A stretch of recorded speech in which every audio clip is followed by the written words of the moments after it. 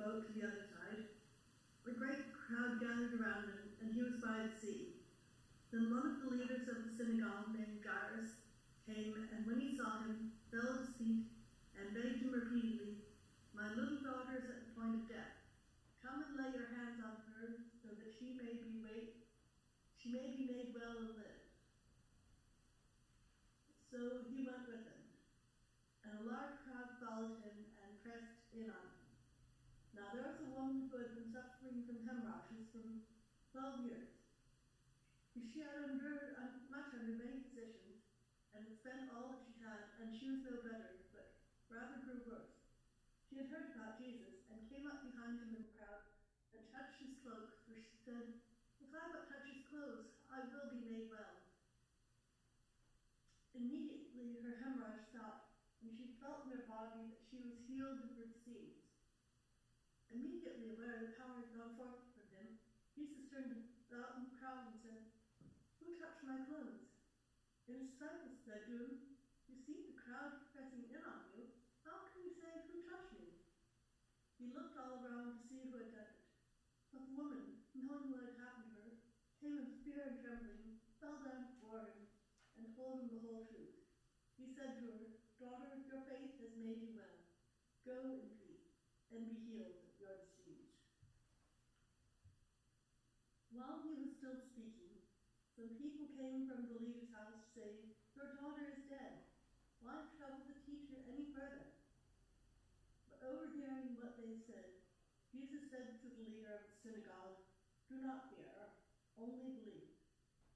He allowed no one to follow him except Peter, James, and John, the brother of James. When they came to the house of the leader of the synagogue, he saw a commotion, people weeping and wailing loudly. When he had entered, he said to them, "Why do you make a commotion and weep?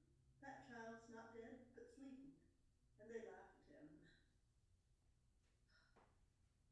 Then he put them all outside, and took the child's father and mother, and those who were with him, and went in where the child was. He took her by the hand and said to her, "Talitha cum," which means, "Little girl, get up." And immediately the girl got up and began to walk about. She was about 12 years of age. At this they were overcome with amazement. He strictly ordered them that no one should know this, and told them to give her something to eat. Here ends the reading.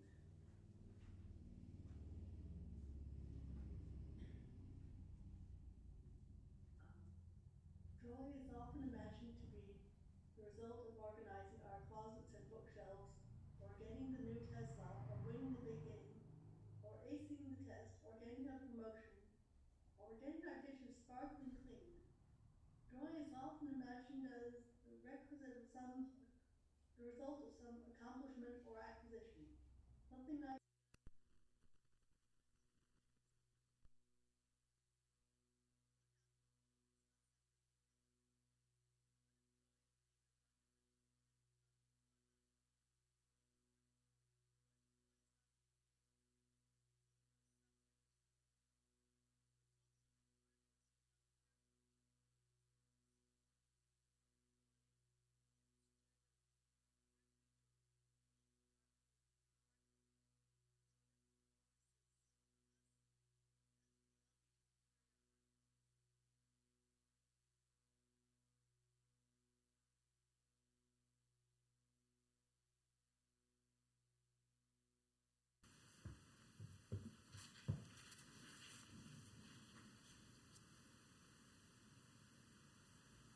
What if? What if? Not yet. What if? This Bible story is about one of those things you don't talk about in church. You might have noticed that. Politely used the word hemorrhage. And this is a woman who has essentially been having her period or bleeding 12 years. And there are various medical conditions that could lead to this.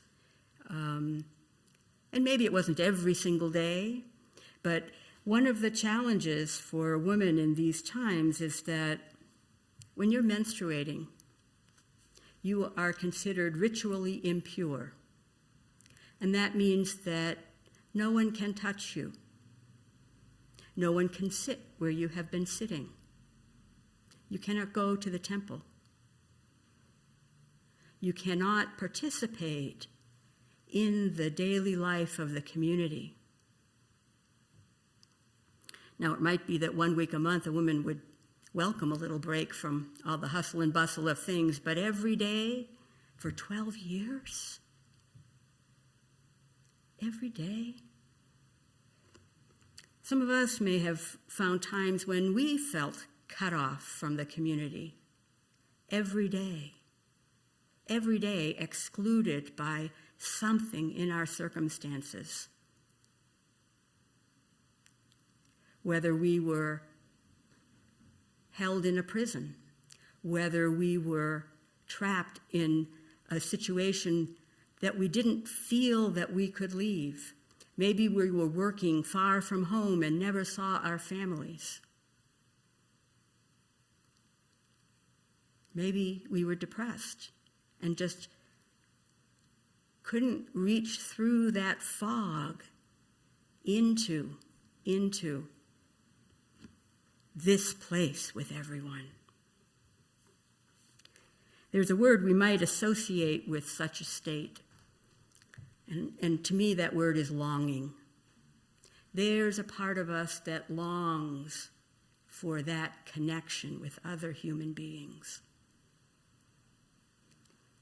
And St. Augustine would say, and there's a part of us that longs for God, that longs to experience that transcendence that lets us know that we are indeed part of everything.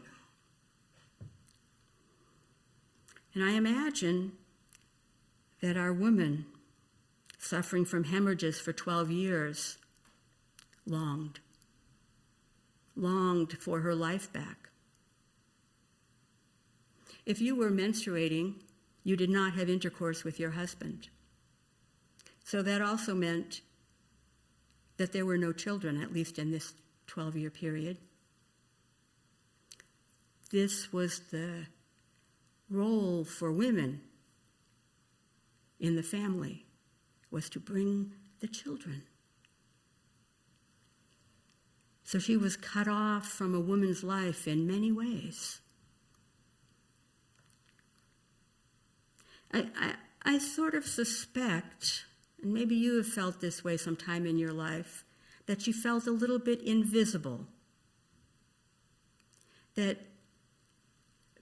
people wouldn't want to acknowledge her on the street. If she were out, they might glance away. Or maybe she glanced away and didn't know if they noticed her or not. But she was someone who was lonely, I believe. Lonely for those 12 years. Sometimes I think that it is some element of this loneliness that brings us to come and be part of a community like this community church of Mill Valley. That there is a loneliness, a longing in us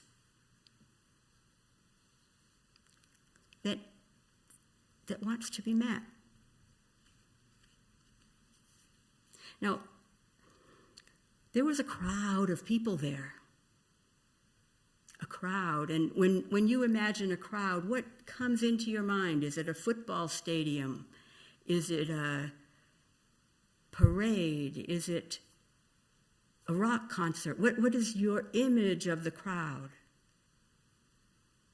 There are different words for a large group of people in Greek, and the one used here, achlas, basically means the most common people. This is not, in general, the well-to-do, or the secure, or the leaders of the synagogue. So I have an image here. Maybe I can help you build it if you haven't already. We have this image of Jesus stepping out of the boat, back to the west side of the lake, to the Jewish community there. People could see him coming. They knew he was coming. They met him at the boat. They crowded around him. As he moved, they moved with him. They followed him. A great crowd. And then one of the leaders of the synagogue, named Jairus, came. Jairus would stand out in that crowd. Jairus would stand out because he would be well-dressed. He probably had several people with him. He probably walked with a sense of authority, a sense of importance. And he came right up to Jesus and he threw himself at his feet. Not what you would usually expect from the leader of the synagogue. I imagine he had already had the physicians visit his daughter and that they could not help her. He was desperate. His little daughter was on the point of death. At the point of death. And he knew, he believed, he trusted that if Jesus could just come and lay his hands, that power, that healing power could be shared and she would live. Jesus knew it too, and so he went with him. But here's the interesting thing for me in this story is that Jesus is on his way and he's interrupted. And the longest section of the story is not about Jesus and the little girl, but about Jesus and a woman who has been hemorrhaging for 12 years. And there are a couple words that show up again and again in this part. It's, she touched his cloak. If I but touch his clothes. Who touched my clothes? Who touched me? Who touched me? 5 times, 4 or 5 times that word is used. We've got 2 words that echo through this story. Touch. And if not the word touch, a word that conveys the sense of touch. If he but lays her hands, if you but lay your hands on my daughter. And of course, at the end, he takes her hand, he touches her hand. Touching seems very, very important here. And the crowd. I don't know, where do you imagine yourself in this story? Are you part of this crowd milling around Jesus? Waiting to see what will happen? Maybe you have a longing of your own, a need of your own that you bring.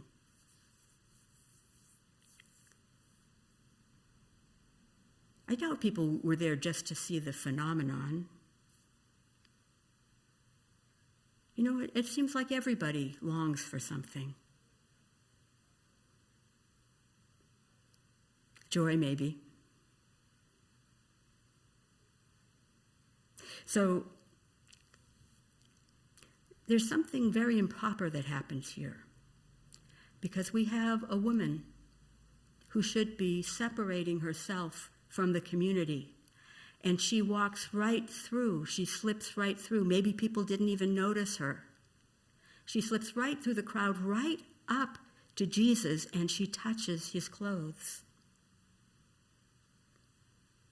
This is a woman who has some power of her own, who has a sense of her own importance, who has a sense that she matters, and she reaches out and touches Jesus' cloak, knowing that she will be healed. I like that part where it says, Jesus was aware that power had gone forth from him. Jesus had a sense of his own power too. He had a sense of his capacity of his ability to touch and to heal.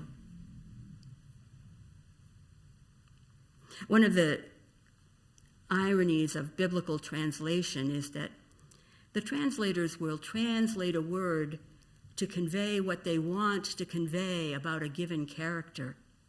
So our text said, she felt in her body that she was healed of her disease. And then it says, immediately aware that power had gone forth from him. The word translated as felt in her body is the word to know. She knew in her body. Her body knew. And the word that is translated aware is a variant on that word know, which means knew exactly. So our translators have separated the woman from Jesus by saying she felt in her body, but Jesus was aware. They both knew that something happened. And I wonder about a woman whose need for healing was so great, whose longing was so great, that she could draw forth from Jesus his power without his deciding to send it. This power is something very mysterious to me. But Jesus figured out that someone had touched him, and when he said, "Who touched my clothes?" this woman, this unnamed woman, knew that not only she knew that she had been healed, but Jesus knew it too. He might not know which person in the crowd,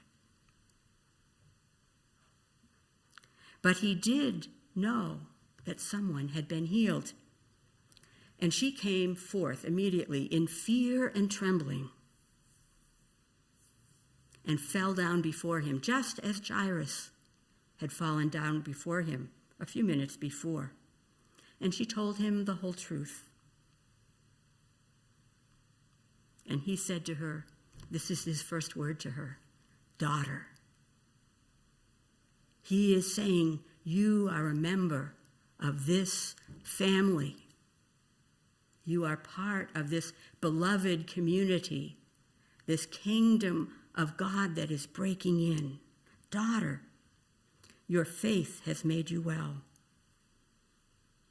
Go in peace. And yet this word faith, we immediately leap to a Christian faith where you're supposed to believe certain things. But this word pistis in Greek, it really means trust. It means a deep trust. Yes, it can mean a faith, it can mean a belief, it can mean confidence. Your confidence has made you well. Your trust has made you well. Your trust. And that's an easier word for some of us than faith or belief, because the things we seem to be expected to believe don't speak to our own experience. But maybe this word trust does.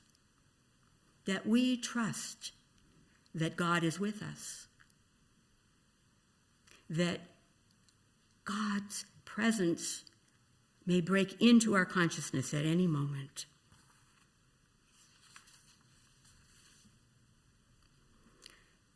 Now I'm going to skip over a little that we heard, but we know that people came from the leader's house and said, "Your daughter is dead," and Jesus says, "Do not fear, only believe." Only that word believe is that same pistis word. It's that same trust word. It's that same confidence, that same faith word. Trust. Maybe we can conjure forth trust in each other or in this platform or in this place or in this tree. Trust that this is really here, that this is true.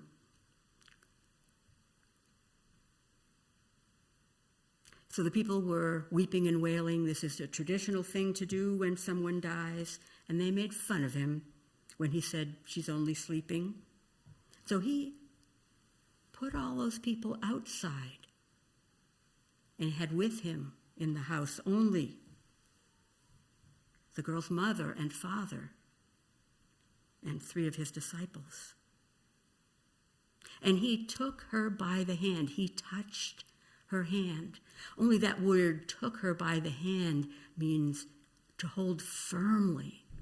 He held her firmly by the hand. This was no random.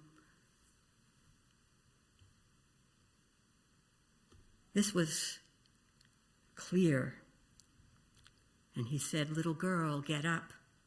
And she began to walk about, for she was 12 years of age. 12 years, the same amount of time the woman who had just been healed had been ailing. 12 years. She was just coming into womanhood herself. If she hadn't already entered puberty, it would be soon. She perhaps had already been betrothed in marriage, we don't know. 12 years. 12 years. 12 years.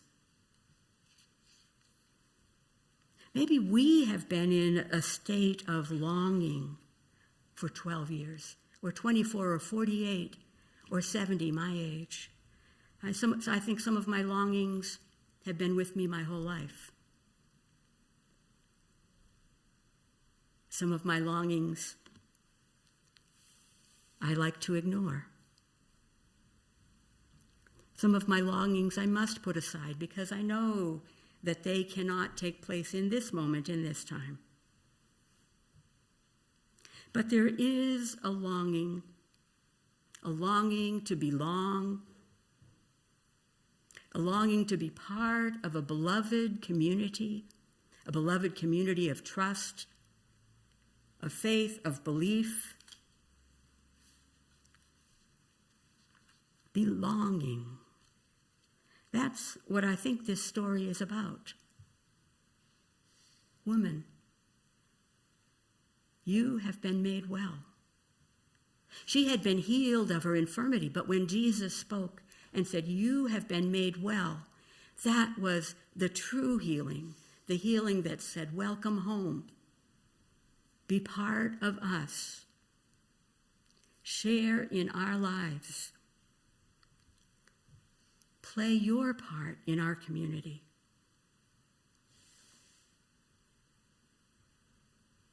I wonder about this little girl, the little daughter, not the older daughter, but the younger daughter. He said, give her something to eat. Give her something to eat. She must be hungry. She's 12. She needs to eat. We're all hungry. We all need to eat. Let's have a feast. I just imagine Jesus, the story cuts off there, but I suspect that Jesus said, well, why don't we all have something to eat? Let everybody come on in. Let's have something to eat. Because all are welcome. All are welcome to share in our joy that comes when we meet each other where we are and where we accept each other as we are. And so we can accept ourselves as we are. And so we know that we are all part of this ragtag achlas, this crowd of the most ordinary people, this crowd of people full of longing, and yet full as well of welcome. Full of welcome. Full of the compassion the trust, the hope that comes in the beloved community. Yes, we are full here. We've had something to eat. We'll have more to eat. Next week is Communion Sunday, when we really have that symbolic something to eat.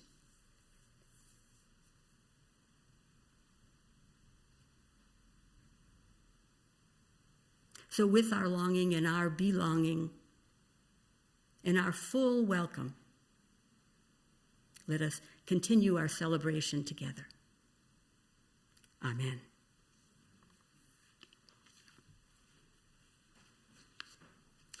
We will have the anthem